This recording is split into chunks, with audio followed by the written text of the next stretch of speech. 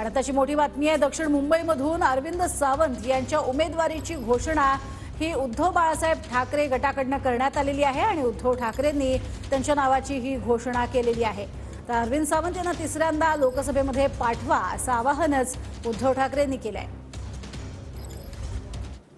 या लबाडाला सांगतोय, तुझी काय असेल नसेल ती ताकद लाव आणि माझ्या या कट्टर शिवसैनिकाच्या समोर उभा राहूनच दाखव, कारण गद्दाराला मदत करणारा सुद्धा गद्दारच आहे। आपणच त्याला मोठा केला होता, पण याची भूकच भागत नाही। तर गद्दारी करायची तेवढी कर, पण तुला तुझी जागा दाखवल्याशिवाय आम्ही राहणार नाही हा निश्चय करा। आणि परत एकदा आपल्याला सर्वांना विनंती करतोय, तुम्ही सगळे माझे कुटुंबीय आहातच।